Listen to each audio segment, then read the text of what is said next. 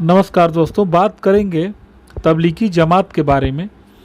दैनिक जागरण में 13 अप्रैल को प्रोफेसर शंकर शरण के द्वारा लिखा हुआ एक लेख छपा है जो तबलीगी जमात के बारे में है। प्रोफेसर शंकर शरण राजनीति शास्त्र के प्रोफेसर हैं और वरिष्ठ स्तंभकार भी हैं। तबलीगी जमात के एजेंडे से अनजान देश, इसका उद्देश्य है मुसलमानों को पक्का मुसलमान बनाना। तबलीगी जमात का नाम अभी घर घर पहुंच जाने के बाद भी उसके काम और उद्देश्य के बारे में बहुत कम लोग जानते हैं। पूछने पर बड़े बड़े विद्वान और नेता भी बगले झांकने लगते हैं, जबकि तबलीगी जमात लगभग 100 साल से काम कर रही है। इसका उद्देश्य बिल्कुल स्पष्ट है, मुसलमानों को पक्का मुसलमान बनाना। तबलीग की जमात मतलब प्रचार की जमात मुसलमानों के बीच हर एक गैर इस्लामी चीज़ छोड़ने का प्रचार करती है। खान पान, जीवन शैली, पोशाक, मान्यताएं, संसर्ग, भाषा आदि सब कुछ। जमात के संस्थापक मौलाना को रंज होता था कि दिल्ली के मुसलमान हिंदू रंगत लिए हुए थे। प्रसिद्ध विद्वान मौलाना वहीदुद्दीन खान की पुस्तक तबलीगी मूवमेंट से इसकी प्रामाणिक जानकारी मिलती है। इस जमात के संस्थापक मौलाना इलियास को यह देख भारी रंज होता था कि दिल्ली के आसपास के मुसलमान सदियों बाद भी बहुत चीज़ों में हिंदू रंगत लिए हुए थे। वे गौ मांस नहीं खाते थे, चचेरी बहनों से शादी नहीं करते थे, कुंडल कड़ा धारण करते थे, चोटी रखते थे, यहाँ तक कि अपना नाम भी हिंदुओं जैसे रखते थे। हिंदू त्यौहार मनाते थे और कुछ तो कलमा पढ़ना भी नहीं जानते थे। वास्तव में मेवाती मुसलमान अपने परंपराओं में आधे हिंदू थे।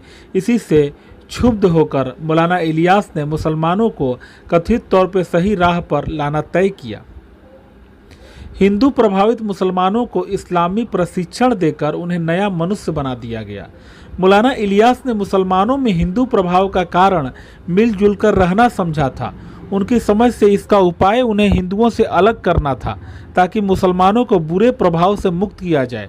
इस प्रक्रिया के बारे में मौलाना वहीदुद्दीन लिखते हैं कि कुछ दिनों तक इस्लामी व्यवहार का प्रशिक्षण देकर उन्हें नया मनुष्य बना दिया गया, यानी उन्हें अपनी जड़ से उखाड़कर दिमागी धुलाई करके हर चीज़ में अलग किया गया। खास पोशाक, खान पान, खास दाढ़ी, बोलचाल आदि अपनाना इसके प्रतीक थे।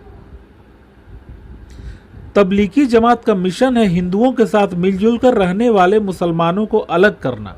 तबलीगी जमात में प्रशिक्षित मुसलमानों ने वापस जाकर के स्थानीय मेवातियों में वही प्रचार किया। इससे मेवात में मस्जिदों की संख्या तेजी से बढ़ी और मेवात पूरी तरह बदल गया। वास्तव में यही जमात का मिशन है, हिंदुओं के साथ मिलजुल कर रहने वाले मुसलमानों को पूरी तरह अलग करना, उन्हें पूर्णतः शरीयत पाबंद बनाना, अपने पूर्वजों के रीति रिवाजों से घृणा करना, दूसरे मुसलमानों को भी वही प्रेरणा देना। तबलीगी एजेंडे को महात्मा गांधी द्वारा खिलाफत आंदोलन के सक्रिय समर्थन से ताकत मिली। तबलीगी एजेंडे को महात्मा गांधी द्वारा खिलाफत आंदोलन के सक्रिय समर्थन से ताकत मिली। ऐसा इससे पहले कभी नहीं हुआ। मुमताज अहमद के अनुसार मौलाना इलियास को खिलाफत आंदोलन का बड़ा लाभ मिला। इससे उपजे आवेश का लाभ उठाकर उन्होंने सही इस्लाम और आम मुसलमानों के बीच दूरी पाटने और उन्हें हिंदू समाज से अलग करने में आसानी हुई। स्वामी श्रद्धानंद की हत्या के बाद ही तबलीगी जमात पहली प्रमुखता से समाचारों में आई। खिलाफत के बाद जमात का काम इतना तेजी से बढ़ा कि जमाते उलेमा ने 1926 में बैठक कर तबलीग को स्वतंत्र रूप में चलाने का फैसला किया। इस तरह तबलीगी जमात बनी। मौलाना वहीदुद्दीन के अनुसार आर्य समाज के शुद्धि प्रयासों से नई समस्याएं पैदा हुईं, जो मुसलमानों को अपने पुराने धर्म में वापस ला रहा था। यही स्वामी श्रद्धानंद पर जमात के कोप के कारण का भी संकेत है। स्वामी श्रद्धानंद की हत्या के बाद ही तबलीगी जमात पहली बार प्रमुखता से 1927 में समाचारों में आई। निज़ामुद्दीन मरकज़, मलेशिया, इंडोनेशिया आदि देशों के कई मौलाना मिले। इलियास के बाद उनके बेटे मोहम्मद यूसुफ ने पूरे भारत और विदेश यात्राएं की। इसके असर से अरब और अन्य देशों से भी तबलीगी मुसलमान निजामुद्दीन आने लगे। इस पर हैरानी नहीं कि हाल में उसके मरकज़ यानी मुख्यालय से मलेशिया, इंडोनेशिया आदि देशों के कई मौलाना मिले। मौलाना यूसुफ ने कहा था, इस्लाम की सामूहिकता सर्वोच्च रहनी चाहिए। मौलाना यूसुफ ने अपनी मृत्यु के 3 दिन पहले रावलपिंडी में 1965 में कहा था, उम्मत की स्थापना अपने परिवार, दल, राष्ट्र, देश, भाषा आदि की महान कुर्बानियां देकर ही हुई थी। याद रखो, मेरा देश, मेरा क्षेत्र, मेरे लोग आदि चीज़ें एकता तोड़ने की ओर जाती हैं। इन सबको अल्लाह सबसे ज़्यादा नामंजूर करता है। राष्ट्र और अन्य समूहों के ऊपर इस्लाम की सामूहिकता सर्वोच्च रहनी चाहिए। शांतिपूर्ण प्रचार और जिहाद एक ही सिक्के के 2 पहलू हैं। कुछ लोग तबलीगी जमात के गैर राजनीतिक रूप और राजनीतिक इस्लाम में अंतर करते हैं, पर यह नहीं परखते कि प्रचार किस चीज़ का हो रहा है। शांतिपूर्ण प्रचार और जिहाद एक ही सिक्के के 2 पहलू हैं। इसे जगह, समय और काफिरों की तुलनात्मक स्थिति देखकर तय किया जाता है। जमात के काम शांतिपूर्ण है, मगर यह शांति माकूल वक्त के इंतजार के लिए है, क्योंकि उनके पास उतनी ताकत नहीं है। जमात का मॉडल आरंभिक इस्लाम है। प्रोफेसर बारबरा मेटकाफ के अनुसार जमात का मॉडल आरंभिक इस्लाम है। इसके प्रमुख की अमीर उपाधि भी इसका संकेत है। जो सैनिक राजनीतिक कमांडर होता था, उसकी टोलियों की यात्रा कोई शिक्षक दल नहीं बल्कि गश्ती दस्ते जैसी होती है, ताकि किसी इलाके की निगरानी कर उसके हिसाब से रणनीति बनाई जा सके। 1992-93 में कई मंदिरों पर हमले में तबलीगी जमात का नाम उभरा था। यह संयोग नहीं है कि 1992-93 में भारत, पाक, बांग्लादेश में कई मंदिरों पर हमले में तबलीगी जमात का नाम उभरा था।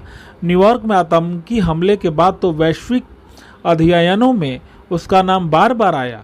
अमेरिका के अलावे मोरक्को, फ्रांस, फिलीपींस, उज्बेकिस्तान और पाक में सरकारी एजेंसियों ने जिहादियों और तबलीगियों में गहरे संबंध पाए थे। तबलीगी जमात की सफलता में उसकी एक निष्ठता का बड़ा हाथ है।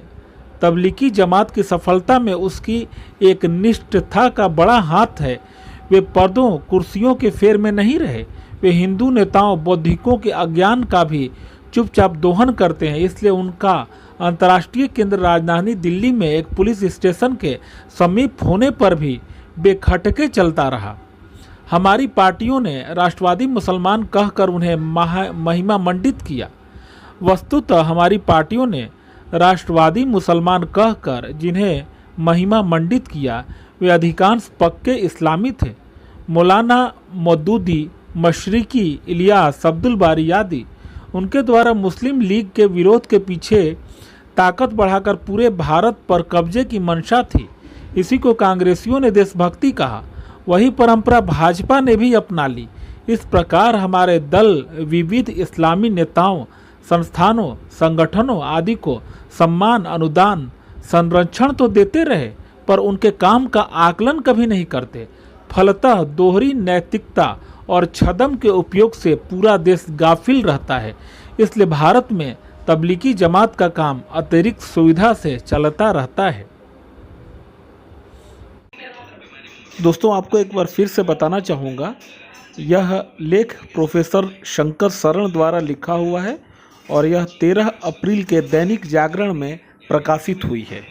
धन्यवाद दोस्तों। अगर वीडियो पसंद आए तो लाइक करें, शेयर करें और चैनल को सब्सक्राइब करें।